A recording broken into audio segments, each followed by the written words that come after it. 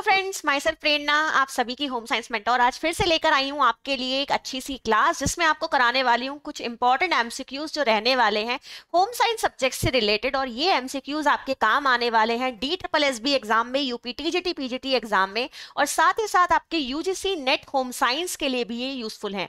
तो जल्दी से भाई मेरे साथ इस क्लास में जुड़ जाओ और करना आज के क्वेश्चन को। और आपको काफी ज्यादा इंपॉर्टेंट क्वेश्चन मैं कराने वाली हूँ और छोटे छोटे ट्रिकी से क्वेश्चन है जो आप एक बार में सीधे याद कर सकते हैं। यानी कि बहुत ज्यादा कोडिंग वाले क्वेश्चन आज मैं नहीं करा रही हूँ, आज आपको सिंपल क्वेश्चंस करा रही हूँ जो एमसीक्यूज हैं और आपके लिए पक्का ये बेनिफिशियल रहने वाले हैं। तो भाई चलो आज का पहला क्वेश्चन देखते हैं और शुरुआत करते हैं आज की क्लास की। काफी दिनों के बाद आप लोगों के साथ में ऐसी क्लास ले रही हूँ जहां पे आपको एमसीक्यूज करा रही हूँ, तो अच्छे से समझना है, पेपर पेन लेकर बैठना है और भाई क्वेश्चन आपको डेफिनेटली पसंद आएंगे। तो चलिए आज का पहला क्वेश्चन देखते हैं स्टूडेंट। तो सबसे पहले सभी का भाई मैं स्वागत कर देती हूँ। आज मेरे चैनल पे आपके लिए दूसरी क्लास है जहां पे आपको मैं कराने वाली हूँ एमसीक्यूज, और अब ये सिलसिला हमारा जारी रहेगा और ऐसी क्लासेस लेकर मैं हर दिन आपके लिए आती रहूंगी और ऐसे क्वेश्चंस आप लोगों को कराती रहूंगी जो आपको बहुत ज्यादा हेल्प करेंगे आपके एग्जाम में। तो होम साइंस के इंपॉर्टेंट एमसीक्यूज कर रहे हैं। आज का पहला एमसीक्यू ध्यान से देखिएगा student. Sorbic acid is mostly used as a preservatives in which of the following food products? अब यहाँ पे सबसे पहले हमें जानना क्या जरूरी है, सबसे पहले हमारे लिए जानना ये जरूरी है भाई कि व्हाट इज सॉर्बिक एसिड। यहाँ पे आप लोगों को देखिएगा ये मेंशन हो रहा है, सॉर्बिक एसिड आखिर है क्या, तो पहले ये जान लेते हैं। जो सॉर्बिक एसिड है स्टूडेंट, आपको सामने यहाँ पे एसिड वर्ड मेंशन है, तो ये तो बिल्कुल क्लियर हो रहा है कि ये एक तरीके का एसिड है। अब ये जो एसिड है स्टूडेंट, ये स्लाइटली वाटर सॉल्युबल होता है, यानी कि पानी में हल्का सा क्या होता है, ये घुलनशील होता है। ये एक तरीके का नेचुरल ऑर्गेनिक कंपाउंड होता है, कलरलेस होता है, और आप इसे एक परिरक्षक के रूप में इस्तेमाल करते हो, प्रिजर्वेटिव के तौर पे इस्तेमाल करते हो भोज्य पदार्थों को प्रिजर्व करने के लिए, यानी कि उन्हें परिरक्षित करने के लिए। ठीक है, अब यहाँ पे बात ये आ जाती है कि इन सभी में से ऐसा कौन सा भोज्य पदार्थ है जिसके परिरक्षक के रूप में आप इसे इस्तेमाल करते हो, ये आपका क्वेश्चन है। तो यहाँ पे आपको ऑप्शन में क्या मिल रहा है स्टूडेंट, मीट मिल रहा है, मिल्क मिल रहा है, ठीक है, बेक प्रोडक्ट्स मिल रहे हैं, and all of the above option मिल रहा है। तो यहाँ पे आप लोगों का सही आंसर क्या जाएगा स्टूडेंट, कि जो आपका ये सॉर्बिक एसिड है, इसके अगर हम इसे एज ए प्रिजर्वेटिव इस्तेमाल करते हैं तो किस चीज के लिए करते हैं स्टूडेंट, जो आपके बेक्ड प्रोडक्ट होते हैं, ठीक है, यानी कि जितने भी आपके बेकरी प्रोडक्ट होते हैं जिनको बेकिंग टेक्नोलॉजी के थ्रू बनाया जाता है, जैसे आपके मफिन्स हो गए, बिस्किट्स हो गए, केक हो गए, पेस्ट्रीज हो गए, तो वहां पे अगर हमें कोई भी चीज जो कि बेकिंग फॉर्म से बनी है, चाहे आपके पाइज हो गए, ठीक है, आपके डोनट्स हो गए, तो जो भी आपकी ऐसे आइटम्स हैं जिन्हें बेकिंग के थ्रू बनाया जाता है, जिन्हें बेक करके बनाया जाता है, वहां पे हम क्या करते हैं स्टूडेंट, एज ए प्रिजर्वेटिव हम सॉर्बिक एसिड को इस्तेमाल करते हैं। तो आई होप आपको ये क्वेश्चन अच्छा लगा होगा। आगे बढ़ते हैं, इस क्वेश्चन का आंसर भाई नोट डाउन कर लो, option number C is a correct answer. आगे बढ़ते हैं स्टूडेंट, नेक्स्ट क्वेश्चन देखते हैं। Which component of cinnamon has anti microbial effect. अब यहाँ पे सबसे पहले बात आ जाती है, सिनेमन क्या है, दालचीनी है। आपको पता है सिनेमन क्या होती है, दालचीनी को कहते हैं हम सिनेमन, और ये एक तरीके का स्पाइसेस होता है, यानी कि एक मसाला होता है। अब एक बात और आपके लिए इंपॉर्टेंट है जाननी कि जो सिनेमन है वो आपको किस फॉर्म में मिलती है पेड़ से, तो ये पेड़ की एक छाल के रूप में आपको मिलती है स्टूडेंट। एक स्पाइसीज है, एक तरीके का मसाला है, और ये एक ऐसा मसाला है जो अपनी खुशबू के लिए जाना जाता है, और ये काफी ठंडी होती है, तो हमारे लिए काफी अच्छी होती है। बहुत सारी जो हार्ट डिसीज हैं, बीपी की प्रॉब्लम है, सबसे हमें बचाने में ये मदद करती है। तो एक एरोमेटिक आपका स्पाइसेस है, ये एक तरीके का मसाला है। और यहाँ पे पूछा गया है कि एक दालचीनी में एक अच्छी सी प्रॉपर्टी होती है जिसे हम कहते हैं एंटी माइक्रोबियल प्रॉपर्टी। अब पहले ये भी जान लेते हैं कि ये एंटी माइक्रोबियल प्रॉपर्टीज होती क्या है, ये इफेक्ट जिसे हम बोल रहे हैं, ये इफेक्ट आखिर होता क्या है। एंटी माइक्रोबियल, अब एंटी मतलब रोकने वाला, जो कि आपकी बॉडी में जो बैक्टीरिया है उनकी ग्रोथ को रोकने में मदद करे, ठीक है, माइक्रो ऑर्गेनिज्म को डेवलप ना होने दे, वही आपकी ये प्रॉपर्टी होती है जिसे हम कहते हैं एंटी माइक्रोबियल प्रॉपर्टी या फिर इफेक्ट। तो आपको बताना है कि दालचीनी में इनमें से क्या पाया जाता है जिसकी वजह से दालचीनी में ये प्रॉपर्टी होती है। सिंपल क्वेश्चन है ना, तो आपको आंसर इसका देना है ABCD। आंसर यहाँ पे क्या होगा स्टूडेंट, इस क्वेश्चन का आंसर आपका जाने वाला है यहाँ पे ऑप्शन नंबर सी। ठीक है भाई, ये जो इसमें प्रॉपर्टी होती है किसकी वजह से होती है स्टूडेंट, ऑप्शन नंबर सी आपका यहाँ पे करेक्ट आंसर जाएगा। यूगिनॉल यूगिनॉल एंड देन आपका एक है एल्डिहाइड ऑप्शन में, एक थाइमोल है ऑप्शन में, ठीक है। तो थाइमोल तो आपका आंसर होगा नहीं। यूगिनॉल आपका वो पिगमेंट होता है स्टूडेंट, जिसे यूजिनॉल भी कहते हैं, ये वो पिगमेंट होता है जिसकी वजह से दालचीनी में एक तीव्रता होती है, बट एंटी माइक्रोबियल प्रॉपर्टी के लिए उसका सिनेमनिक एसिड जिम्मेदार होता है, ठीक है। जो एक एसिड उसके अंदर पाया जाता है वो जिम्मेदार होता है, जो कि क्या करता है स्टूडेंट, आपकी बॉडी में as a anti microbial effect generate करता है, जिससे बैक्टीरिया की ग्रोथ नहीं हो पाती है। तो यहाँ पे इन दोनों को आप ये समझ सकते हो कि इसका और इसका, ऑप्शन नंबर ए का और ऑप्शन नंबर बी का, अगर आप कंबाइंड रूप मानोगे, अगर हम इन दोनों को प्लस कर दें तो आपका ये इफेक्ट बन जाता है, और इसी की वजह से आपकी बॉडी में ये प्रॉपर्टी शो करता है, ठीक है स्टूडेंट्स। आगे ध्यान से देखते हैं, विच acid is found in carbonated non alcoholic beverages. Question ध्यान से देखेंगे, विच acid is found in carbonated, यानी कि कार्बोनेटेड बेवरेजेस के बारे में आप लोग जानते हैं, जिनके अंदर क्या पाई जाती है, कार्बन डाइऑक्साइड पाई जाती है, जैसे आपके कोल्ड ड्रिंक्स हो गए, सोडा हो गया, ये सारे के सारे आपके कार्बोनेटेड बेवरेजेस होते हैं। एंड नॉन एल्कोहलिक बेवरेजेस, अब यहाँ पे बात की गई है नॉन एल्कोहलिक, यानी कि जो कार्बोनेटेड भी है और जो नॉन एल्कोहलिक भी हैं, क्योंकि आपको पता है कि कार्बोनेटेड बेवरेजेस आपके एल्कोहलिक भी होते हैं, बट यहाँ पे स्पेसिफिक मेंशन किया गया है जो नॉन एल्कोहलिक है। तो आपको बताना है कि इन सभी में से कौन सा एसिड आपका कार्बोनेटेड नॉन एल्कोहलिक बेवरेजेस में पाया जाता है। तो भाई वो कौन सा एसिड है स्टूडेंट, यहाँ पे सही आंसर क्या जाएगा आपका, option number D is a correct answer, यानी कि फॉस्फोरिक एसिड। यहाँ पे आपका सही आंसर हो जाएगा ऑप्शन नंबर डी, जिसे हम कहेंगे फॉस्फोरिक एसिड। ये वो एसिड है स्टूडेंट जो कि पाया जाता है आपका, किस चीज में पाया जाता है, कार्बोनेटेड नॉन एल्कोहलिक बेवरेजेस में। कार्बोनेटेड है मतलब कार्बन डाइऑक्साइड मौजूद है, नॉन एल्कोहलिक है मतलब उसमें अल्कोहल की मात्रा उपलब्ध नहीं है। नेक्स्ट क्वेश्चन देखते हैं, hydrogen peroxide is used as the preservative ion for which of the following food commodity. ठीक है जी, हाइड्रोजन पेरोक्साइड की बात चल रही है यहाँ पे, और कहा गया है कि इसे भी किस खाद्य वस्तु में हम एज ए परिरक्षक इस्तेमाल करते हैं या एज ए प्रिजर्वेटिव इस्तेमाल करते हैं, ये आपका क्वेश्चन है।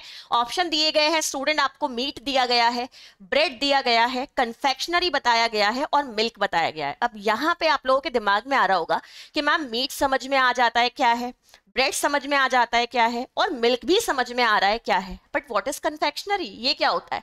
तो चलो आपको बता देती हूँ, कन्फेक्शनरी के अंतर्गत आपके 3-4 आइटम आते हैं, जैसे आपकी कोई भी मिठाई हो गई, केक हो गए, पेस्ट्रीज हो गए, है ना, जो मीठे आइटम हैं वो सारे के सारे कन्फेक्शनरी के अंतर्गत आते हैं। आप कभी भी देखना, जो आपकी बेकरी होगी, बेकरी के ऊपर लिखा होता है बेकरी एंड कन्फेक्शनरी, यानी कि वहां पे आपको बेकिंग प्रोडक्ट मिलते हैं और मीठे आइटम मिलते हैं। तो स्टूडेंट इस क्वेश्चन में आपका क्वेश्चन ये कह रहा है कि भाई हाइड्रोजन पेरोक्साइड को एज ए प्रिजर्वेटिव हम किस चीज में इस्तेमाल करते हैं। तो यहाँ पे हमारा करेक्ट आंसर क्या जाएगा, मिल्क हमारा हो जाएगा सही आंसर, यानी कि option number D is a correct answer. हम मिल्क में इस्तेमाल करते हैं एक परिरक्षक के रूप में हाइड्रोजन पेरोक्साइड को।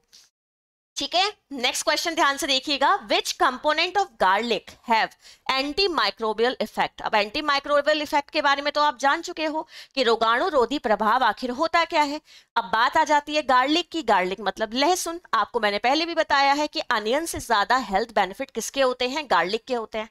तो गार्लिक के अंदर ऐसा कौन सा पदार्थ है जो हमारे लिए बहुत ज्यादा बेनिफिशियल होता है, ये आपका क्वेश्चन है। तो यहाँ पे आपका सही आंसर क्या जाएगा स्टूडेंट, आपका सही आंसर जाएगा एलिसिन। ये पाया जाता है आपके गार्लिक में। ठीक है, जो एलिसिन है वो किस में पाया जाता है, गार्लिक में पाया जाता है, और यही एक तरीके का रोगाणु रोधी प्रभाव जो है वो उत्पन्न करता है।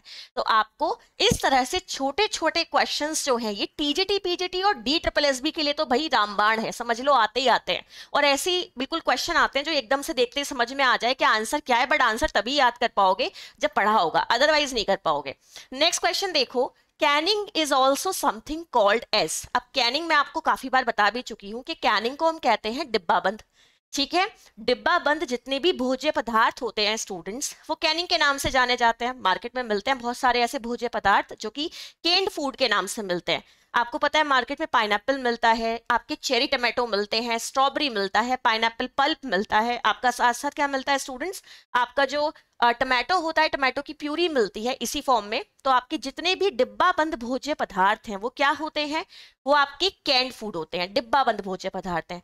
ठीक है, तो हम डिब्बा बंद भोज्य पदार्थों को और किस नाम से भी जानते हैं, ये आपका क्वेश्चन है। तो यहाँ पे आपका सही आंसर क्या जाएगा student, option number C is the correct answer, यानी कि इसे हम स्टरलाइजेशन के नाम से भी जानते हैं। किस नाम से जानते हैं स्टूडेंट, स्टरलाइजेशन के नाम से भी जानते हैं, क्योंकि जब भी हम किसी भोज्य पदार्थ को डिब्बा बंद करते हैं तो हमें क्या करना पड़ता है, हमें पहले उस भोज्य पदार्थ को गर्म करना पड़ता है बहुत तेज तापमान पे, फिर हमें उस बॉक्स को गर्म करना पड़ता है जो कि टीन का बना हुआ होता है। इतना भी ध्यान रखना, ये बॉक्स आपका टीन का बना हुआ होता है, एक स्पेसिफिक मटेरियल का बना हुआ होता है, जिसके अंदर आप क्या करते हो, एक गर्म भोज्य पदार्थ को डालते हो, प्रिजर्वेटिव्स को डालते हो, फिर उसे प्रिजर्व करते हो, तो वही आपका डिब्बाबंद भोज्य पदार्थ है और उसका अनदर नेम आपका क्या होता है स्टूडेंट्स, स्टरलाइजेशन होता है। नेक्स्ट क्वेश्चन देखते हैं जल्दी से, क्या है हमारा, corn gluten is rich in the corn protein known as, आपका क्वेश्चन है student, corn gluten corn protein से भरपूर होता है जिसे मक्के के नाम से भी जाना जाता है। तो भाई इन शॉर्ट क्वेश्चन को घुमा घुमा के पूछा गया है, और ये किसकी टेंडेंसी है स्टूडेंट, क्वेश्चन को घुमा के पूछना, यूपी वालों की तो है नहीं, देखो ये टेंडेंसी है आपके DSSB वालों की, ये क्वेश्चन सीधा पूछते नहीं है, घुमा घुमा के पूछते हैं, बट क्वेश्चन बड़ा सिंपल होता है और बच्चा उसी में घूम जाता है क्योंकि घुमा हुआ क्वेश्चन होता है। तो क्वेश्चन सिंपल सा, अगर इसे आगे की तरफ से देखो, पीछे की तरफ से मत देखो भाई, तो क्या कह रहा है कि मक्के के अंदर प्रोटीन कौन सा है ये बता दो। सिंपल क्वेश्चन बिल्कुल, पर देखो कितना डिफिकल्ट लग रहा है ना, कि पता नहीं क्या ही है इस क्वेश्चन में, कि भाई कॉर्न भी दे दिया, ग्लूटेन भी दे दिया, कॉर्न प्रोटीन भी दे दिया। सीधा सीधा बोलो कि मक्का के प्रोटीन का नाम बता दो, आखिर होता क्या है। तो मक्का का प्रोटीन किस नाम से जाना जाता है, पहले भी बताया है एक दो बार, वो जीन के नाम से जाना जाता है। ठीक है स्टूडेंट्स, ध्यान रखेंगे, जो आपका मक्का का प्रोटीन है उसे हम किस नाम से जानते हैं, जीन प्रोटीन के नाम से जानते हैं, और ये मक्का में पाया जाता है। नेक्स्ट क्वेश्चन देखेंगे students, for manufacturing of biscuits wheat varieties used, आपको मैंने पहले भी बताया है, आपका जो व्हीट होता है सॉफ्ट व्हीट होता है, हार्ड व्हीट होता है, ड्यूरम व्हीट होता है, और अदर आपके काफी सारे और व्हीट्स भी होते हैं, पर ज्यादातर जो हम पढ़ते हैं वो होते हैं hard wheat, soft wheat and durum wheat. और यहाँ पे आपका क्वेश्चन क्या कह रहा है स्टूडेंट, कि अगर आपको बिस्किट बनाने हैं भाई, तो कौन से व्हीट को आप इस्तेमाल करोगे बिस्किट बनाने के लिए। तो स्टूडेंट, जो बिस्किट बनाने के लिए इस्तेमाल किया जाता है वो सॉफ्ट व्हीट का इस्तेमाल किया जाता है। तो option number A is correct answer. हम जब भी बिस्किट बनाते हैं स्टूडेंट, या बेकरी प्रोडक्ट को हम बनाते हैं, तो हम सॉफ्ट व्हीट का इस्तेमाल करते हैं, क्योंकि आपको मैंने पहले भी एक बार बताया है कि जो आपका ड्यूरम व्हीट होता है वो येलो कलर के लिए फेमस होता है ना। जो आपका ड्यूरम व्हीट होता है वो क्यों फेमस है स्टूडेंट, वो आपके येलो कलर के लिए फेमस है। और येलो कलर का इस्तेमाल हम किस चीज में कर रहे हैं, येलो कलर जो उसके अंदर पाया जाता है, इसी की वजह से स्टूडेंट उस ड्यूरम व्हीट को हम मैक्रोनी, पास्ता, आपके जो वर्मिसाइल्स होते हैं इनको बनाने के लिए इस्तेमाल करते हैं। जितने भी मैक्रोनी पास्ता अगर आप लोग देखोगे वो थोड़े येलोइश कलर के होते हैं, कच्चे जब होते हैं, है ना, पकने के बाद भी उनका रंग थोड़ा येलोइश होता है। वो क्यों होता है, क्योंकि मैक्रोनी पास्ता के लिए जो व्हीट इस्तेमाल किया जाता है वो ड्यूरम व्हीट होता है, और वो अपने नेचुरल येलो कलर के लिए फेमस है, गोल्डन येलो कलर, इसीलिए उसका इस्तेमाल हम मैक्रोनी एंड पास्ता में करते हैं। तो आपका सही आंसर हो गया option number A. Next question देखो जल्दी से, pineapple is a good source of, आपको बताना है कि ये चार नाम आपको यहाँ पे दिख रहे हैं, तीन नाम है और एक और ऑप्शन है आपका। सो अमाइलेज, ब्रोमालिन, पामलिव, आपको बताना है कि इनमें से पाइनएप्पल क्यों जाना जाता है। सिंपल क्वेश्चन है ना, तो बताओ जल्दी से भाई। पामलिव आपका क्या हो गया, एंड ब्रोमालिन हो गया, अमाइलेज हो गया। अब यहाँ पे मैं आपको हमेशा सिखाती हूँ कि एक आपको टेक्निक लगानी चाहिए अपने एग्जाम में, जो आपके लिए बहुत ज्यादा काम आती है और हमेशा काम आएगी स्टूडेंट्स, के एलिमिनेशन मेथड लगा दो। जब थोड़ा थोड़ा आपको समझ में आने लगे चीजों के बारे में, तो एलिमिनेशन मेथड हमें लगा देना चाहिए। तो ये तो हमारा आंसर होगा नहीं। अमाइलेज आपको पता ही है होता क्या है, आपका जो लार में पाया जाने वाला एंजाइम है, कार्बोहाइड्रेट पे काम करता है, वही अमाइलेज है।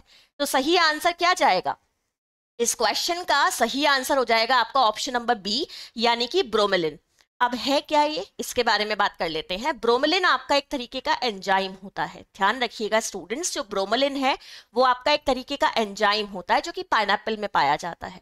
और आपको बता दूं कि यही एंजाइम एक ऐसा एंजाइम है जो कि हम कहते हैं ना कि प्रेग्नेंट लेडी को पाइनएप्पल मत दो, क्योंकि ये क्या करता है स्टूडेंट, ये बहुत गर्म होता है।